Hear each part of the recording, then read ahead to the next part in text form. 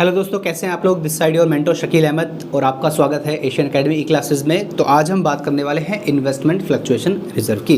तो sir, investment fluctuation reserve हमारे admission of new partner वाले चैप्टर में ये है। आगे जो आपका चैप्टर आएगा रिटायरमेंट ऑफ पार्टनर वहाँ पर भी है। तो इन्वेस्टमेंट फ्लक्चुएशन रिजर्व क्या होता है? सबसे पहली बात, ये रिजर्व है कौन सा? एक्यूमुलेटेड प्रॉफिट है। तो सर, ये इन्वेस्टमेंट फ्लक्चुएशन क्या है? तो आइए मेरे साथ इसको समझने की कोशिश कीजिए। देखो, इन्वेस्टमेंट का मतलब क्या होता है कि आप कहीं पर इन्वेस्ट कर रखा है आपने, कहाँ पर? शेयर्स वगैरह में। अगर आपने शेयर्स में इन्वेस्ट कर रखा है तो शेयर्स में क्या होता है, कभी वैल्यू उसकी बढ़ती है और कभी वैल्यू उसकी डाउन होती है। यानी कभी कभी शेयर्स की इन्वेस्टमेंट में फ्लक्चुएशन आते हैं, यानी कि वैल्यू ऊपर जाएगी नीचे भी जाएगी। अब एक बात बताइए कि अगर आपने कहीं पर 5 लाख की इन्वेस्टमेंट कर रखी है, ठीक है, ये तो आपने इन्वेस्टमेंट कर रखी है, बट इसी 5 लाख की इन्वेस्टमेंट की अगर मार्केट वैल्यू 4,90,000 रह जाए, तो आप बताइए, जहाँ पर आपने 5 लाख रुपए लगा रखे हैं और उसकी मार्केट वैल्यू 4,90,000 रह गई है, तो आप मुझे बताइए क्या आपको 10,000 का लॉस होगा या नहीं होगा? Answer is yes. तो फ्यूचर में ये लॉस ना हो, और अगर हो भी तो इसकी हम भरपाई कर लें, इसके लिए हम बना के रखते हैं इन्वेस्टमेंट फ्लक्चुएशन रिजर्व। यानी इन्वेस्टमेंट में जो फ्लक्चुएशन आएगी उसकी वजह से जो नुकसान होगा उसकी भरपाई हम कर लेंगे कहाँ से? इन्वेस्टमेंट फ्लक्चुएशन रिजर्व से। ठीक है, तो देखिए यहाँ पर क्या लिखा है, this reserve is created out of firms profits to meet all the fall in the market value of investment. यानी इन्वेस्टमेंट की मार्केट वैल्यू में जो गिरावट आएगी, जो फॉल आएगा, उसकी वजह से नुकसान होगा, उस नुकसान की भरपाई के लिए हमने क्या बनाया है? Investment fluctuation reserve. और at the time of admission of new partner ये कैसे ट्रीट होगा, आइए जानते हैं। इसको हम केस 1, 2, 3 करके ही समझेंगे। तो केस नंबर 1 आपके सामने है। यहाँ पर 2 पार्टनर्स हैं, ए और बी, इक्वल पार्टनर्स, यानी इनका रेशो है 1:1। सी एडमिट हुआ है यहाँ पर 1/4 के लिए। अब देखो, यहाँ पर आपको बैलेंस शीट में 2 आइटम मिलेंगे। एक तो लाइबिलिटी साइड में लिखा है इन्वेस्टमेंट फ्लक्चुएशन रिजर्व और इधर लिखा है इन्वेस्टमेंट 5 लाख। तो ये जो इन्वेस्टमेंट यहाँ 5 लाख लिखा है, ये है आपकी बुक वैल्यू, यानी इतने में आपने इन्वेस्टमेंट कर रखी है। बट मार्केट वैल्यू कितनी है? 5 लाख। तो आप बताइए, बुक वैल्यू और मार्केट वैल्यू में कोई डिफरेंस है क्या? नहीं सर, जितने की हमने इन्वेस्टमेंट करी थी उतनी ही है। तो क्या आपको कोई नुकसान हो रहा है? आंसर इज नो, कोई भी नुकसान नहीं हो रहा। तो ऐसे केस में क्या काम करेंगे, इस इन्वेस्टमेंट के फ्लक्चुएशन रिजर्व के 50,000 के अमाउंट को हम ट्रांसफ़र कर देंगे ओल्ड पार्टनर्स में, ओल्ड रेशो में। तो केस नंबर 1 में देखिए एंट्री आप क्या बनाएंगे, आप केस नंबर 1 में एंट्री बनाएंगे इन्वेस्टमेंट फ्लक्चुएशन रिजर्व, यानी IFR account debit to A's capital to B's capital. Sir कितना? अरे 50,000 का IFR था, तो 25,000 किसके हो जाएंगे? ए के। 25,000 किसके हो जाएंगे? बी के। बस यही करना था। हाँ बेटा, यही करना था। इसके बाद केस नंबर 2 की अपन बात करते हैं। केस नंबर 2 में यहाँ पर लिखा है ए और बी इक्वल पार्टनर, सेम चीज़ लिखी है। यहाँ पर IFR वही सेम 50,000 का है, बट इन्वेस्टमेंट 5 लाख की ही है। ये जो 5 लाख की इन्वेस्टमेंट है, ये क्या है? बुक वैल्यू है। लेकिन देखो यहाँ पर लिखा है market value of investment is 4,70,000। अब आप ये बताइए, 5 लाख की चीज़, उसकी मार्केट वैल्यू रह गई है 4,70,000, तो फॉल कितने का आया? सर फॉल आया 30,000 का। तो मैंने आपको बताया था ये जो नुकसान हुआ ना 30,000 का, इसकी भरपाई कहाँ से की जाएगी? इसकी भरपाई की जाएगी यहाँ से, इन्वेस्टमेंट फ्लक्चुएशन रिजर्व से। तो सर एंट्री क्या बनेगी, समझाता हूँ। तो केस नंबर 2 में आप एंट्री बनाएंगे, IFR आपके पास कितना है? सर आपके पास IFR है 50,000 का। इसमें से हम 30,000 का यूज़ कर लेंगे इन्वेस्टमेंट की गिरावट में, जो गिरावट आई है, जो लॉस हुआ है उसके लिए। तो यहाँ पर मैं लिख दूंगा टू इन्वेस्टमेंट कितना? सर 30,000 का नुकसान हुआ है, तो 30,000 इन्वेस्टमेंट में चला जाएगा। बचे कितने? 20,000, वो बांट लेंगे पार्टनर्स अपने ओल्ड रेशो में। तो यहाँ पर आ जाएगा 2 एज कैपिटल और यहाँ पर आ जाएगा 2 बीस कैपिटल। सर 20 बचे थे ना, 50 में से 30,000 हमने ट्रांसफ़र कर दी इन्वेस्टमेंट में, तो बचे कितने? 20। उसमें 10,000 ए के और 10,000 बी के।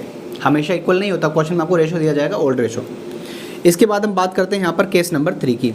तो केस नंबर 3 में देखिए इन्वेस्टमेंट 5 लाख की है, बट इस बार मार्केट वैल्यू कितनी है? 450 की। तो आप बताइए फॉल कितने का आ रहा है? सर फॉल आ रहा है यहाँ पर 50,000 का। नुकसान कितना हुआ है हमारा? 50,000 का। तो ये पूरा का पूरा IFR कहाँ ट्रांसफ़र कर दिया जाएगा? इन्वेस्टमेंट में। तो यहाँ पर केस नंबर 3 में अगर आप एंट्री बनाओगे, तो केस नंबर 3 में हमारी एंट्री बनेगी, सर हमारे पास IFR कितने का था? हमारे पास था IFR 50,000 का। हमारा लॉस भी कितने का हुआ है? 50,000 का। तो यहाँ पर ये पूरा का पूरा अमाउंट चला जाएगा टू इन्वेस्टमेंट 50,000। क्लियर है? ओके, यहाँ पर पार्टनर्स में नहीं बैठेगा क्योंकि बचा ही नहीं है हमारे पास। उसके बाद केस नंबर 4 में देखिए 5 लाख की बुक वैल्यू इन्वेस्टमेंट की, लेकिन मार्केट वैल्यू कितनी रह गई है? 4,20,000। अब आप ये बताइए 5 लाख की चीज़ 4,20 की रह गई है, इसका मतलब 80,000 का लॉस हुआ है। 80,000 के लॉस को पूरा करने के लिए हमारे पास 50,000 तो हैं, लेकिन 30,000 से फिर भी हमारी एसेट डाउन गई है, कम हुई है। तो बताइए एसेट की वैल्यू अगर कम होती है तो नुकसान होता है, फ़ायदा होता है? नुकसान होता है। और एसेट की वैल्यू कम होने की वजह से नुकसान हो जाए, वो कहाँ जाता है? रिवैल्यूएशन अकाउंट के डेबिट में। तो देखो केस नंबर 4 में एंट्री क्या बनेगी सर? केस नंबर 4 में एंट्री बनेगी IFR हमारे पास कितना है? IFR अकाउंट डेबिट कितना है? 50,000। लेकिन हमारी जो इन्वेस्टमेंट कम हुई है वो कितने से कम हुई है? तो जो हमारी इन्वेस्टमेंट कम हुई है वो कम हुई है 80,000 से। तो 30,000 यहाँ पर डेबिट में आएगा, किस नाम से? सो डेबिट में आएगा वो रिवैल्यूएशन के नाम से। क्लियर है? रिवैल्यूएशन डेबिट क्यों हुआ सर? हमारी इन्वेस्टमेंट की वैल्यू कम हो रही है, पर वो तो 70 से हो रही है। अरे 70 में जो वैल्यू कम हो रही है उसके लिए 50,000 तो थे ना हमारे पास IFR में, तो बाकी हमने 30 रिवैल्यूएशन से ले लिए। इसके बाद हम बात करते हैं, लेकिन यहाँ पर ध्यान रखिए हमारा रिवैल्यूएशन अकाउंट डेबिट हो गया है, तो नेक्स्ट एंट्री में ये क्रेडिट होगा। एक और एंट्री बनेगी रिवैल्यूएशन अकाउंट, कितने से? 30,000 से, और पार्टनर्स हो जाएंगे debit. A's capital, B's capital, 30,000 को इक्वल रेशो में बांटोगे तो 15,000 और 15,000। अब हम बात करते हैं यहाँ पर केस नंबर 5 की। तो देखो केस नंबर 5 में यहाँ पर लिखा हुआ है A एंड B, वो सेम चीज़ लिखी हुई है। इन्वेस्टमेंट 5 लाख की है, बट यहाँ पर देखो वैल्यू हो चुकी है मार्केट वैल्यू 6 लाख। तो यहाँ पर वैल्यू कम नहीं हुई है, नुकसान नहीं हुआ हमारा, यहाँ पर तो वैल्यू बढ़ी है। और आप बताइए कि अगर इन्वेस्टमेंट की वैल्यू बढ़ेगी तो फ़ायदा नुकसान? सर फ़ायदा होगा। और एसेट के बढ़ने से जो फ़ायदा होता है वो कहाँ जाता है सर? वो जाता है रिवैल्यूएशन अकाउंट के क्रेडिट में। तो यहाँ पर देखो पहली एंट्री तो ये बनेगी investment account debit to revaluation, जितने से हमारी इन्वेस्टमेंट की वैल्यू बढ़ी है। सर कितने से बढ़ी है? सर ये बढ़ी है हमारी 1 लाख रुपीज़ से। 5 लाख की चीज़ 6 लाख की होगी, तो 1 लाख से हमारी वैल्यू बढ़ गई।